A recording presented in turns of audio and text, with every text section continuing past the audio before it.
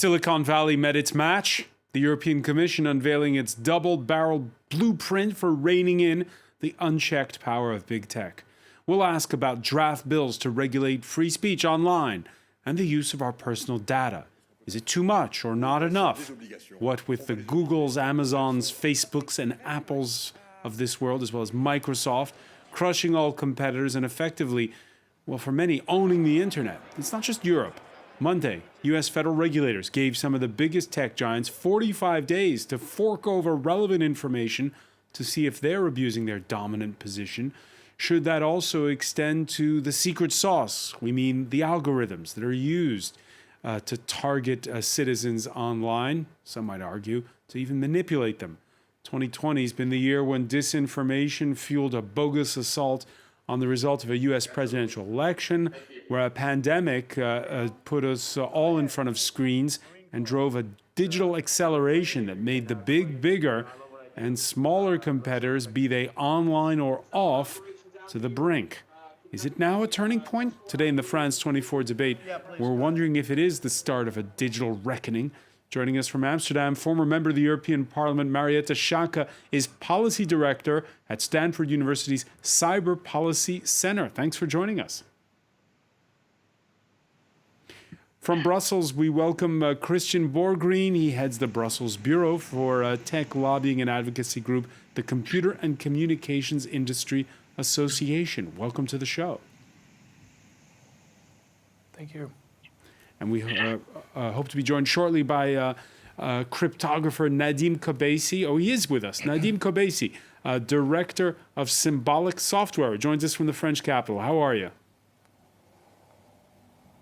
Hello, I'm doing fine, thank you. All right. For your reactions, yes, we're beholden to the France 24 debate Facebook page and the hashtag F24debate on Twitter. The EU says it's getting tough on tech. Fines of up to 10% of their EU turnover for breaking competition rules. And there's even talk of using the nuclear option if need be, the breakup of companies that go too far. On the question of fines, it is indeed 6% in the Digital Services Act and 10% in the Digital Markets Act, which is Article 26. And it is 10% of its total turnover, each undertaking, the total turnover in the preceding financial year. All right, that's a key component of the Digital Services Act, which aims to curb disinformation. There's also the Digital Markets Act. Here are some of the key points of both. The Digital Markets Act, which targets unfair competition, and we talked about fines for that go up to 10% there of global revenues, and the Digital Services Act, which also makes tech giants more responsible for illegal behavior. Marietta Schaake, what do you think? This has been talked about for months now. Now that it's here, your thoughts? I think it's a bold and ambitious proposal that seeks to catch up with the mismatch that has really emerged and exacerbated over the past decade between the outsized power of tech companies and the public interest, concerns about fairness, democracy, a level playing field, the protection of rights of Europeans. So I think it's a very ambitious set of proposals, and I look forward to seeing how it will end up being implemented and enforced. Yeah, because it's only the start, right? It's going to have to now be approved by a majority of EU states. It's going to go to the European Parliament. Do you expect it to be watered down? It's going to go through the normal regulatory process where all three EU institutions will have their say. And I think a lot of Europeans may want to see more ambitious measures on the table. So there will certainly be a wrestling. I know that the big tech companies are gearing up to lobby like they never have before, which is interesting because the CEOs of Twitter, Microsoft, Facebook, Apple have all said they now welcome regulation. And so the proof will really be in how they're going to behave. Are they going to lobby against stronger rules, or are they actually going to appreciate that there have to be rules of the road for any sector, including the tech sector? And it is just time now that these rules get updated. All right, well, there's already one complaint. It's come in from Google saying the EU tech law targets, quote, just a handful of companies. Christian Borgreen, your thoughts on these two blueprints for regulating tech? So we very much welcome the objectives of these two very different proposals, right? We look forward to working with EU policymakers to make sure that these proposals meet their stated end goals and that don't lead up to unintended consequences, for innovations, investments, and consumer choice in the EU. For instance, for the Digital Services Act, right? There's a lot to welcome in there. I mean, this is an opportunity to really create a better functioning EU digital single market and to provide clarity on everybody's responsibility and to safeguard online rights. And finally, I mean, one of the parts we like the most in the Digital Services Act is the idea of allowing online platforms to take voluntary measures to tackle illegal content and products without being penalized for their good faith efforts. Today, they would be penalized under the current regime, so that is very positive in the Digital Services Act. Because some at the EU level thought it shouldn't even be up to the platforms to decide that. I agree. It's up to our democracy, to decision makers, democratically elected, to set the rules of the road. And then we will of course, implement those rules. And we look forward to working with the lawmakers to ensure that illegal content, illegal behavior is taken down and removed from the internet swiftly, while, of course, making sure that there's online safeguards and people can speak freely online, of course. Okay, that's the Digital Services Act. Now, for the Commission, it's also clear that Silicon Valley is killing the competition. Let's listen to Commissioner Thierry Breton. I understand that in other countries or continents, they will stick only to the pure competition rules. For us, we decided that we had to take maybe another approach with an ex ante to be quick and fast. Because we know that in the digital sphere, speed is of the essence. And we need to act quickly. Because if we don't act quickly, we may then disturb concurrence and destroy opportunities for some players who could, if not, could have been successful innovators. Yeah, the European Commissioner, and again, I'll put it to you, Christian Borgreen, they're saying that, that they're hindering what could have been otherwise successful innovators. It's implied there, European innovators. And do you get the sense he's hinting there that it's why the EU doesn't have a Google or a Facebook? I think there's many reasons for that. But what I will say is that our association has been working for full and fair competition for the last 50 years. So we are certainly with Commissioner Breton in his ambition to create more competition in the EU. What we hope to see is that EU lawmakers will target bad behavior and not just the big guys. It's not bad to be big. It shouldn't be bad to be big. Europe should encourage tech giants to emerge also in Europe. So we hope the EU lawmakers will target bad behavior. Nadim Kobesi, it's not bad to be big?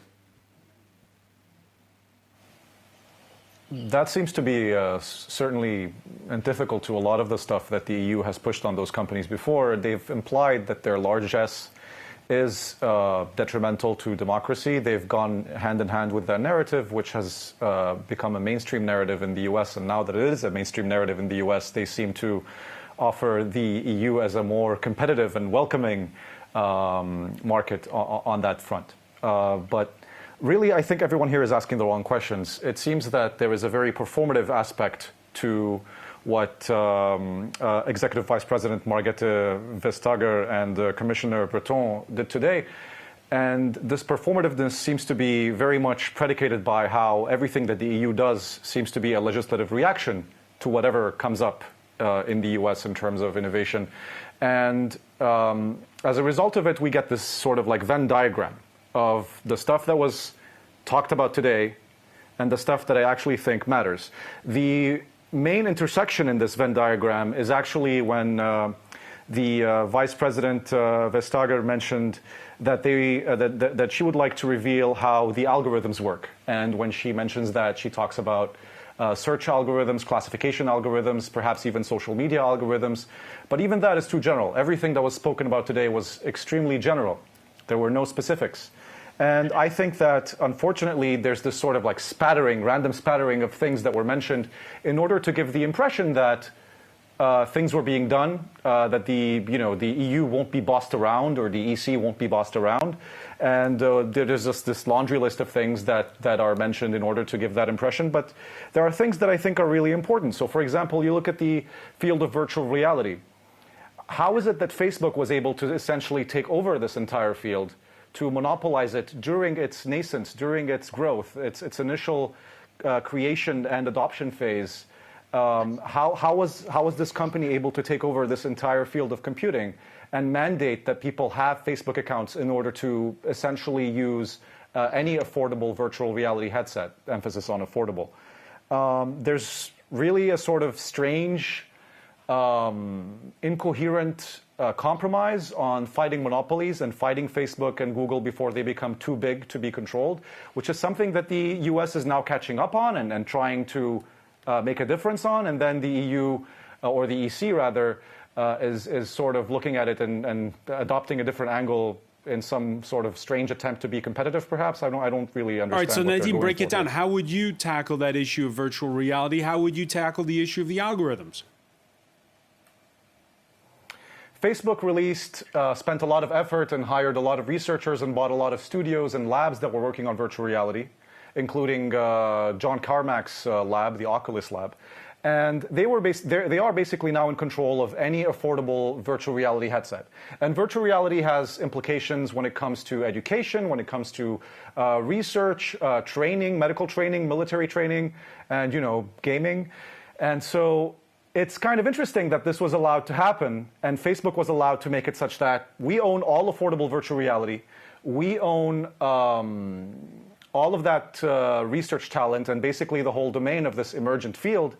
And we're going to make it such that you can't even access it, you can't even use it unless you have a Facebook account. Oh, and by the way, we will ban your Facebook account that you tie to your virtual reality headset if it doesn't use your real name, despite you not using it for literally anything else, even if you just created it for this. And this isn't about specifically virtual reality, it's just that you have all of these things seeping through the holes, all of these things that are allowed to happen, Facebook allowing to go unchecked. And all right, so wait, hang on, Nadim, let me ask you then. Are you suggesting that this blueprint, as it was laid out today, doesn't tackle that issue, doesn't lay the groundwork to tackling that issue? The blueprint itself was announced today. I tried very hard to find actual copies of the legal positions that were mandated or given, and I couldn't find anything more concrete than the very not concrete statements that were given by the commissioner and the executive vice president. And I feel like that's a bit worrisome. Now, let me bring in Marietta Shaka on this. On here is that we have the. Let me bring in Marietta Shaka. Yes. Do you agree that worries you, the fact that it is vague on that point? I think it's helpful if people read the full text, which is available. So I invite everybody to do that. And I think that the notion of bigness in and of itself has never been identified as bad. But what this set of legislative proposal says is that with size and with scale comes more responsibility. The full text has been available for less than a couple of hours. Yeah, but there's obviously details in there.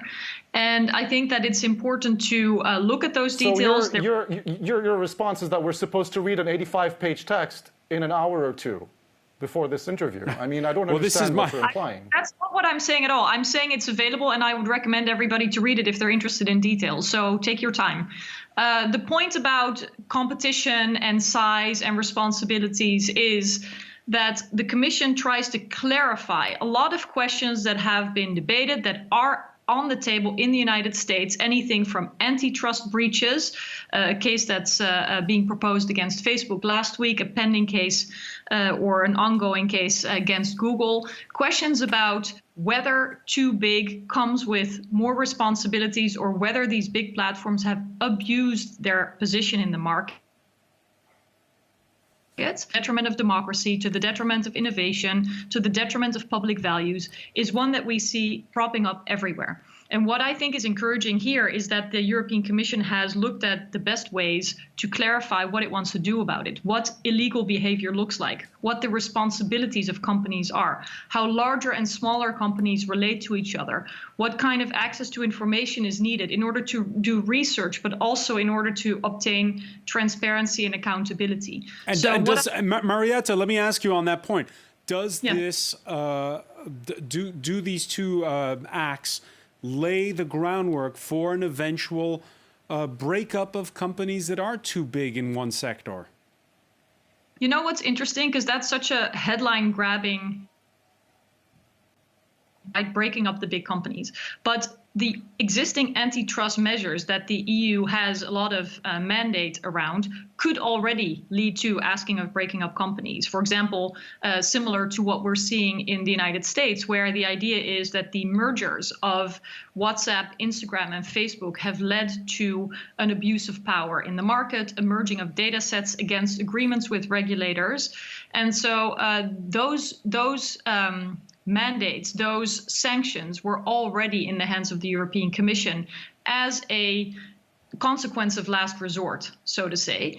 But I think that between breaking up the companies and doing nothing, there's an entire spectrum of creating more fairness, more predictability, more balancing between privatized governance and the public interest. And that's what I see in the proposals that are now being put on the table. Christian Borggreen, you agree? I agree that there was a lot that was just being said here.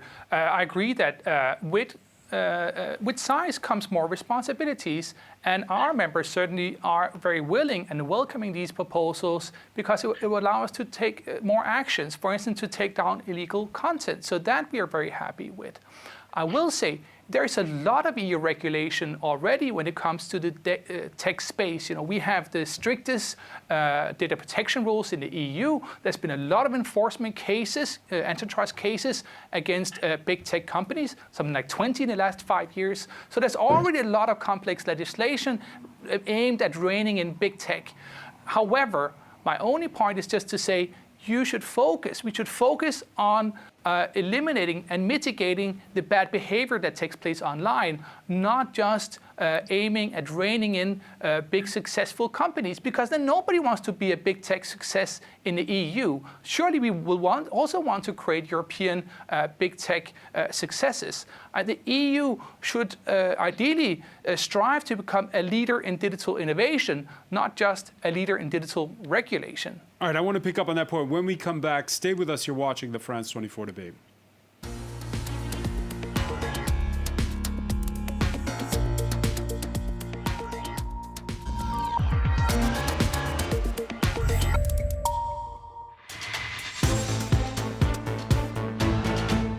Welcome back, or welcome if you're just joining us. It's the France 24 debate. The European Commission had circled this date on the calendar, unveiling two blueprints for how to regulate the internet and tech giants, reining in what many consider the outsized power of Silicon Valley when it comes to global dominance of the internet, with abuses sometimes. From Amsterdam, former member of the European Parliament, Marietta Schaake, policy director at Stanford University's Cyber Policy Center. From Brussels, we're joined by Christian Borggreen. He heads the Brussels Bureau for tech lobbying group, the Computer and Communications Industry Association. Welcome back as well from Paris.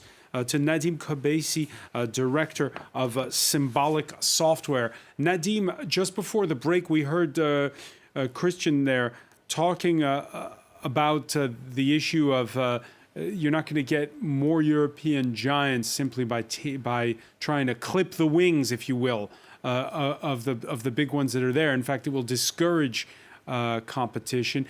I know that the European Commissioner Thierry Breton has been a loud advocate of support from at the EU level, most notably in the cloud computing field, so that there can be a European champion. Your thoughts on where that is going in the context of the legislation that's been put forward today? I feel like this brand of support is visible also on the local level. In the Macron administration, for example, in France, I can speak to that because I live here. There is a lot of outspoken support. For example, all the startups that we see blossoming in the Station F startup hub, and a lot of other measures that fall short when they hit the reality of the ingrained institutional norms and procedures that are part of the institutions that have governed European private and public spaces for a long time. And I don't know whether anyone has an answer to that. This is perhaps something that is part of a very deep and sort of enraciné aspect of European culture.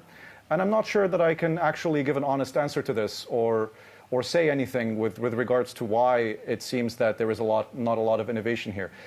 There is, from my personal experience as someone that interacts with the private sector, which is a limited experience, I can say that the amount of sort of permission asking that is required here in order to undertake in any entrepreneurship does cause some problems. But at the same time, this is what we're discussing here. That when we talk about regulation, when I ask, when our other panelists ask for regulation, this is what we ask for. On the other hand. But we should talk about effective regulation. Let me give a very clean-cut example that I hope will be easy to communicate to our viewers. We've all seen these cookie warnings, right? You open websites and all of them ask you whether you want to use cookies or not. And I feel like these have been very ineffective. And yet when they were introduced, they were trumpeted as this sort of amazing thing, right? And yet look at the recent measure that Apple, on its own, without any pressure, rolled out yesterday on its app stores for its Mac and iPhone and iOS platforms. Now Apple mandates that all apps on its app store have a sort of like nutrition label thing that looks like basically like a nutrition label that tells you exactly what information each app that you download on your iPhone takes from your iPhone, how it uses it in relationship to which other information it uses it. And boy, if you look at the sort of nutritional sheet that Facebook's app now has on the Apple App Store, it's pretty interesting. And this is an effective measure. This is a measure that makes a lot more sense. And this is certainly more than the cookie measure, which I think is completely useless. And it's a measure that Apple adopted and even came up with voluntarily. It might be more interesting to look for those measures that we can convince companies to adopt voluntarily, but again, I'm not sure that there's any such method that could apply to something like Facebook, for example. Marietta Schaake, you agree? No, I think the point is really much more about who should have the legitimacy, the mandate, the oversight and accountability for making fundamental decisions about how we want to run our economy and our society. So what's interesting about the example on Apple is that someone may agree or disagree about whether it's a good step or a bad step, but the point is that the standard setting by a private company, presumably in its business interest, sets a standard for hundreds of millions, sometimes billions of people in the case of these huge platforms. And we can also point to countless examples of where companies like Apple or Facebook have pushed out competitors if they didn't behave in the way that they thought was best, or they have abused their platform position to charge competitors more, charge disproportionately because people depend on their platform function. So the question is, the problem is that according to the EU. Sorry, I can't see anyone, so I don't know when I'm supposed to speak, but go ahead, I'm listening. Nadim Kobesi. I'm sorry, I didn't mean to interrupt. Well, you did, so go ahead. Sorry, yeah, it's kind of hard to do this. What I meant to say is that I agree with what you're saying, and I think that the issue of authority is a very critical one that you bring up, and I fully agree with the repartition and the correct allocation of authority, which is an institutional and historical and cultural and perhaps civilizational issue that you mentioned. The problem is that the fundamental changes that the EU and the EC seems to come up with when given this authority is cookie warnings. That's the issue. And I would rather that whoever ends up taking up the gauntlet of this authority posit more sort of impactful and meaningful and forward-thinking and long-term measures that go beyond cookie warnings and the sort of spattering of sort of impressive news conferences like the one we saw today. Marietta Shaka? So I think that's exactly what's on the table. It's a much more comprehensive vision of how there should be more predictability actually for companies, whether they're large or small, and more emphasis on enforcing very clearly so that there's not an arbitrary enforcement, so that there can be more transparency about whether companies, when they say they're going to self-regulate, are actually living up to what they're promising, so that researchers, I work at a university, can do independent research into how these platforms may influence democracy. You know, whether information online, whether it's false or verified, encourages people to change their behavior in the streets, whether there's going to be more uptake of vaccination or rejection thereof when there's a sharing of disinformation. These are all fundamental questions about who governs our information ecosystem, who governs our digital world, and who gets to set the standards. And I think what we see today goes much further than whether cookies work or not, because I think everybody gets irritated when there is a good intention poorly executed, and that's, you know, constant work to make it better. But on the table here are fundamental competition rules, fundamental clarifications of sanctions that companies can expect when they don't comply, fundamental rebalancing of this outsized privatized power. And it goes in the direction of the public interest. It goes in the direction of innovation stimulation. It goes also in the direction of harmonizing rules across Europe, which is also why so much work has to be done in Europe, because there's still so much difference in the way in which we have come to look at our set of rules and regulations. So yes, it's a comprehensive package, and I hope that the enforcement will be clear. I hope it will be firm, and I hope we will not see sort of well-intended but misguided execution as we've seen with cookies. Tech companies are taking it seriously, says our Brussels correspondent. That's because it's not just the European Union. The UK government also announcing this Tuesday that Facebook, Twitter, and TikTok face fines of up to 10% of turnover if they fail to stop the spread of illegal content. And on Monday, you had the U.S. Federal Trade Commission give 9 prominent social media and internet companies 45 days to hand over what the Wall Street Journal calls a litany of data.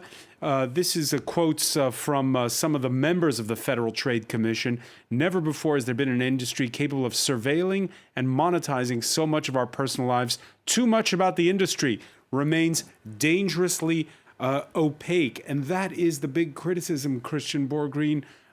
If you take an example, we had that outage for 45 minutes of Google on Monday, and users felt as though you couldn't Google what at that particular moment. That there was that not only were they helpless when it happened, but they felt as though they weren't getting in real time information on what was going on. Do you agree that you can't self-regulate when it comes to tech?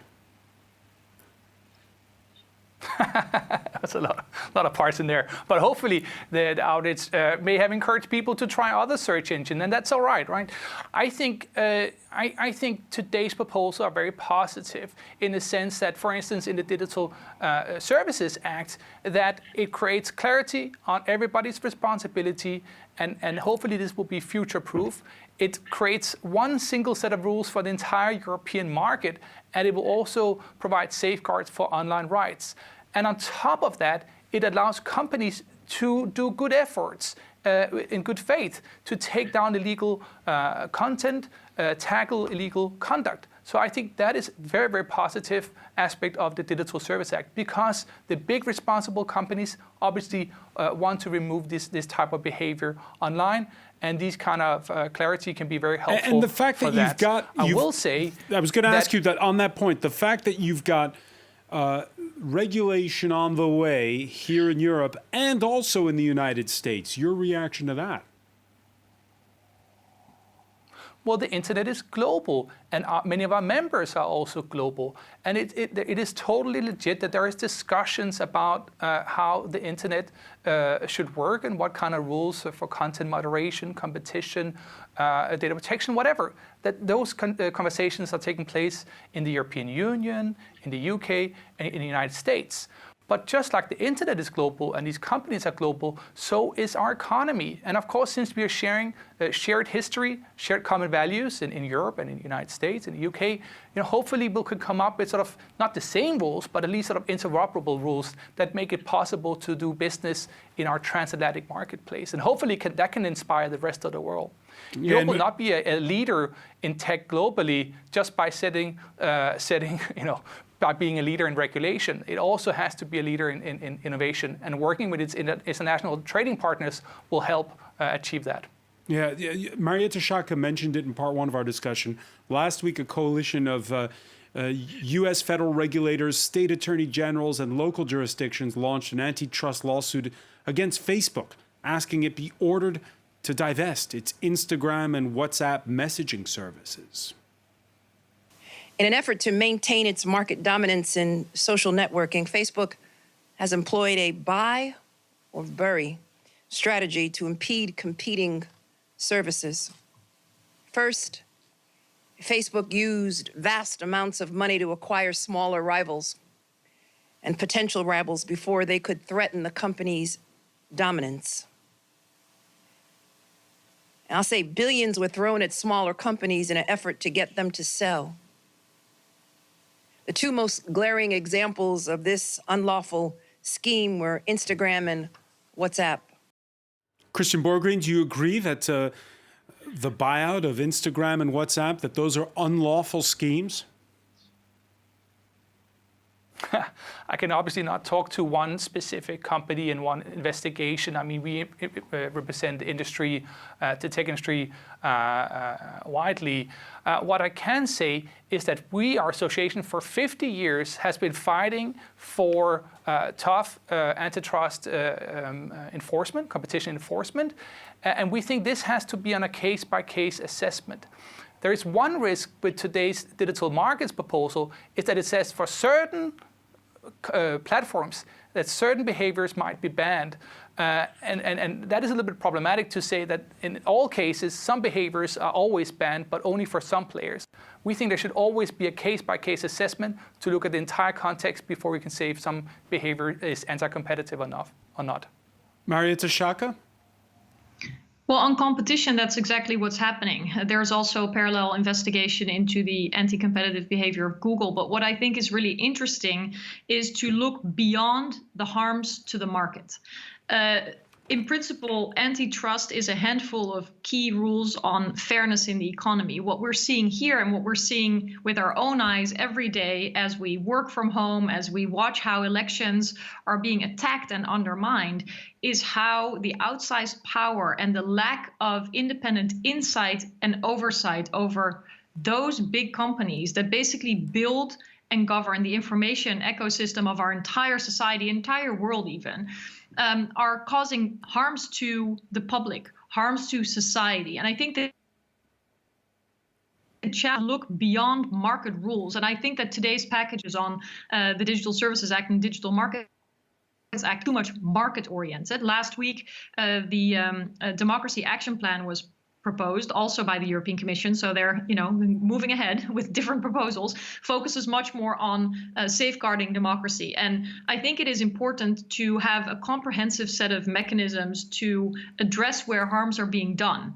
And traditionally, market rules were aimed at making sure that there was fairness by companies, but because the digitization is now touching every sector, and you cannot really speak of abuse of power by one company. It's a real ecosystem where there's constant data gathering, surveillance capitalism, which is causing risks and harms in and of itself. And I'm hoping that the total puzzle of different pieces of legislation that are now proposed and under consideration in the EU will add up to a package that creates more resilience, more protection of public values, more protection of people's rights, because there's really been a lag in time. And what I see happening now is a catching up, really. And so I would hope that the companies do not continue to propose that they can self-regulate, because the time during which that was attempted has obviously shown failure. So it is important now to have checks and balances, a democratic mandate to these rules, and to move on from there. And it is not a coincidence that in the United States and in Europe at the same time, some of these harms around conspiracy theories and the COVID pandemic, around attacks on our democracy, around abuse of market power are all surfacing at the same time. The problems are obvious and they need to be addressed very quickly. Yeah, and there's lots of hope on this continent pinned on the change of leadership in Washington. Last week, the president of the European Commission looked straight past the current occupant of the White House in reaching out over how to police algorithms and artificial intelligence. The way we approach algorithms and AI will define the world we live in. And this is why the European Union proposes to start work on a transatlantic AI agreement. We want to set a blueprint for regional and global standards aligned with our values: human rights and pluralism, inclusion, and the protection of privacy. A blueprint for regional and global standards. That offer from Ursula von der Leyen, Nadim Kobesi, how do you think it's going to work out? How it's going to be received in Washington? So both of the other panelists have approved of these new laws that we're discussing today, or new proposals, because they make sanctions and they make the rules of the game, so to speak, more clear. And yet one of the panelists was unable to give a clean-cut answer to whether Facebook's buying of Instagram constitutes behavior that would be against these sanctions. And this is one of the most egregious abuses that Facebook has ever done in order to expand its monopoly. And the other panelist, and I'm sorry, also the video that we just watched from the European Commission or the European Union, I am just drowning in buzzwords. I mean, it's just, I've worked on privacy for a decade now, and I find it very frustrating, as a matter of fact, to have this sort of reaction to these laws and new rules and proposals. First, we're not even sure anymore that Instagram, Facebook purchasing Instagram is something that is just uniformly, this should be considered an example that is not something that should be accepted. And I don't think that this clean-cut example is something that we should say we should look at on a case-by-case basis. It is a case. It is not many cases, and I think we can look at it directly. And I think that this is the least clear and most generalized and most buzzwordy discussion that I've maybe ever had on privacy in my whole life.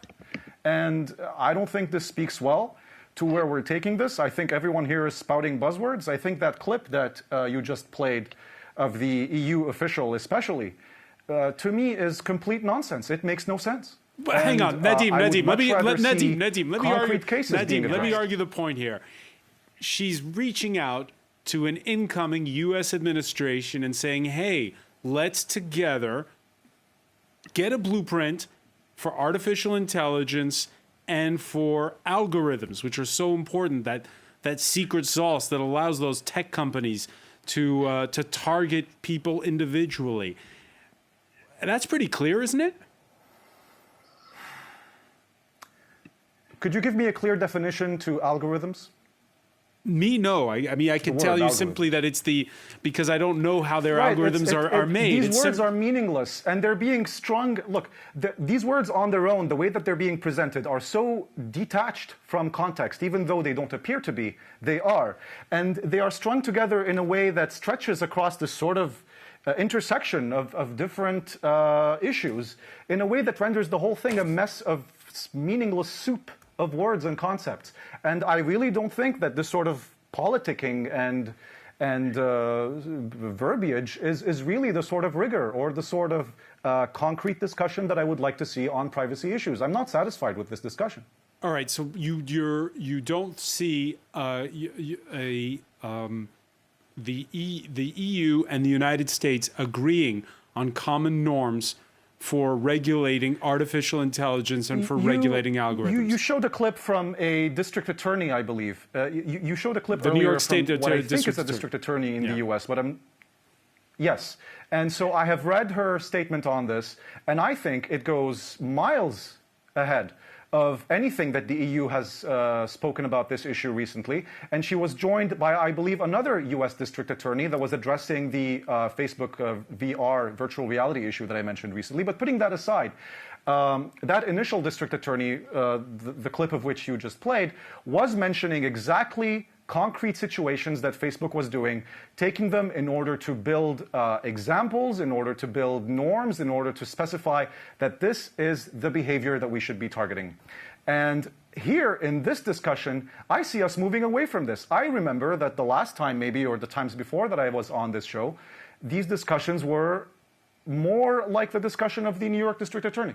And this discussion in particular, we seem to be more reticent, and I really think that we seem to be moving towards the realm of, I don't know, poli-sci dissertation papers, and less in the realm of actual concrete proposals regarding concrete issues. And I think I would much rather see these buzzwords and these general abstract terms be concretized as quickly as possible so that we can move forward in a way that genuinely serves the goal that we all share, I'm sure. All right, I failed to convince you, it seems. Marietta Sciacca, your thoughts on whether or not there can be cooperation between the US and the EU when it comes to AI and to algorithms? Absolutely. And there's a great urgency right now because democracy is under huge pressure globally, both in our societies and on the global stage. Tech-enhanced authoritarianism provides a concrete alternative to how you can deal with setting norms and standards and rules for the digital world. And so I think instead of leaving the standard setting and the rule setting to big private companies, we need to put democracy first. And I'm very encouraged by the fact that President-elect Biden has announced that he wants to organize a democracy summit, that he wants to put technology and digital issues high on the agenda. And so I think not only in the transatlantic space, but globally between democracies, there has to be cooperation around a democratic model. And of course, there has to be talk about the details. But the political leadership is what's needed right now. And I thought it was a very clear articulation on the part of Ursula von der Leyen as well. And let's hope that those two extended hands will find each other, that we can overcome a very, very troubled and confrontational and conflict-ridden period in the transatlantic relation under President Trump, and really focus back on what is at stake here, which is not only the market, which is not only about details of technology, but it is about the very core of our open societies and our liberal democracy. So I'm encouraged by the political leadership that I hear, and I look forward to seeing the results executed and enforced in a proper way. Unfortunately, we're out of time. So much more to talk about. I want to thank you, Marietta Sciacca, for being with us from Amsterdam. I want to thank Christian Borgreen for being with us from Brussels. Nadim Kobeissi in Paris, thank you for joining us here in the France 24 debate.